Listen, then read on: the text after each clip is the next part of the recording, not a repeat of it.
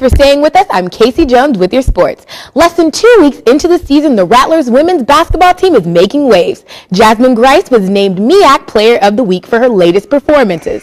Grice so far in the 4 games is averaging almost 20 points, 4 rebounds, and 3.5 steals a game. She has led the Rattlers to a 3-1 record so far this season. The ladies of the Rattler bowling team just keep striking. They picked up 7 wins out of 8 matches in the Hornet Invitational. Carrie Hopkinson led her team with 1,038 pinfalls total and also set her personal best of 244 against a match against Grambling. Hopkinson was rewarded, earning all tournament honors. The Lady Rattlers will take some time off before their next tournament in early December. Now, let's take a look at the NFL action for Monday night, Panthers versus Patriots. The Carolina Panthers protected home turf, defeating the visiting New England Patriots 24-20. Cam Newton threw for over 200 yards and 3 scores. The Patriots offense sputtered all night, but they still had a chance at the end to win before Tom Brady threw an interception to close the game. Both teams are now 7-3 in the season. Switching to the hardwood, the Memphis Grizzlies went into Hollywood and defeated the Los Angeles Clippers 106-102. Memphis guard Mike Conley Jr. lifted his team to the win, scoring 8 of his 15 points in the last 4 minutes of the game. With the win, Memphis is now over the 500 mark for the first time this season. Clipper guard Chris Paul recorded his 11th straight double-double to start the season. That ties the mark that Magic Johnson set during the 1990-1991 season.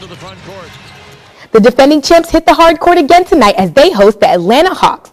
LeBron James will look to push his recent streak of 30-point games to 4. Meanwhile, the Hawks will look to snap the 8-game losing streak they are on when facing the Heat. The game will be in the American Airlines Arena in Miami. Tip-off is set for 7:30 tonight.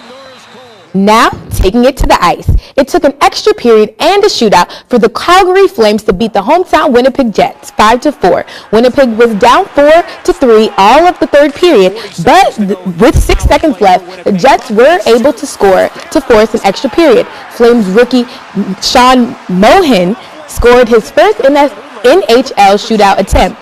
The win for Calgary ended their recent streak of 6 losses. That's all for your sports. Let's take it back to Paige and Alicia.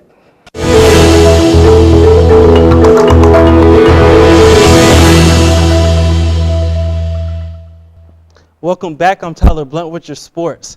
After taking some time to heal and prepare, the Florida State Seminoles are on the court again tonight. They will take on the Georgetown Hoyas at 7 p.m. here in Tallahassee at the Donald L. Tucker Center. The Noles will be looking to get senior guard Ian Miller back on the court after his sitting out last game due to a foot injury. But if Miller can't go, the Noles will lean heavily on sophomore Aaron Thomas, who topped the 20-point mark in last outing. With the win, FSU would go on to play Louisiana Tech in a National Invitational Tournament, Elite 8. Switching to the ladies of the Florida State, the number 10 seeded Lady Seminoles will be moving on to the round of 32. They beat Iowa State 55-44 in the women's tournament opening round. This was their 11th straight opening round winning dating back to 1991.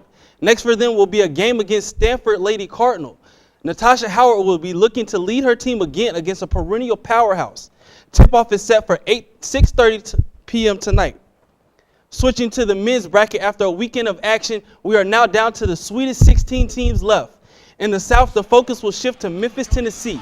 The first of 2 double-digit bracket busters, the Dayton Flyers, pulled out a close win over the Syracuse Orange, winning 55-53. After going back and forth all night with no lead bigger than 5 points, Flyers guard George Seibert hit a 3 that seemed to put the game out of reach. But a couple of Tyler Ennis layups with Syracuse back within striking distance. After Dashawn Pierre missed free throw, Ennis had a shot to win from 3, but he missed, sealing the deal for Dayton. Staying in the South, the other bracket buster, number 10 Stanford Cardinal, took down the young gun Kansas Jayhawks 60-57. Picking up the action in the second half, Stanford's defense was locked in, forcing turnovers and capitalizing every chance possible. But the Jayhawks didn't go down easy. Back in the game, offensive rebound points from the front line. Cardinal forward Dwight Powell took the game into his own hands, scoring late down the stretch to put his team ahead. But once again, the Jayhawks fought back when a couple of jumpers hit from Connor Frankamp. Only down 3 with seconds remaining, Campman tried to force overtime with another shot, but the 3 was wide. In the East region, there was a near miss of the top 4 seeds advancing. All teams except for the number 2 seed Villanova Wildcats made the mythical Final Four of the region. But the most exciting game belonged to the Iowa State Cyclones and the North Carolina Tar Heels. After trailing most of the second half, North Carolina found a way to create some separation with defense and sharp shooting. Not to be outdone, Iowa State found a stroke late with DeAndre Kane hit a jumper to pull the Cyclones close, but the Tar Heels were able to answer back with shots fired from deep. The Cyclones then hit a three with the game with less than a minute, but in the end, the Cyclones guard DeAndre Kane closed the game with the layup for the win, 85-83.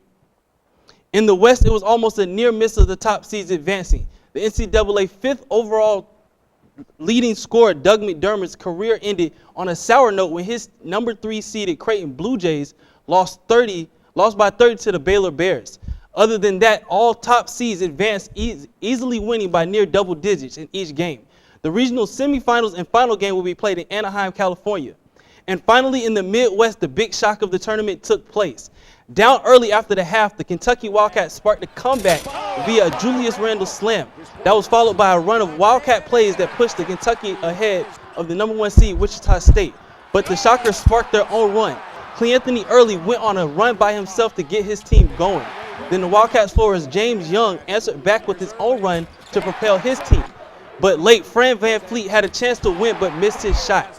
The Wildcat freshmen came together in the end to take out the senior Lady Shockers 78-76. The Shockers were the last unbeaten team this year in the NCAA. And finally, coming back to the Hill, the Lady Rattlers bowling team made a run for the MEAC title over the weekend. After advancing all the way to the final match against the University of Maryland Eastern Shores, the Rattlers fell in match 7, sealing their championship's hopes after leading the series 3-2 early. The striking ladies, although have one player, Catherine Jones, to take home a MEAC all-tournament team honor. And that'll do it for your sports. Back to you ladies at the desk.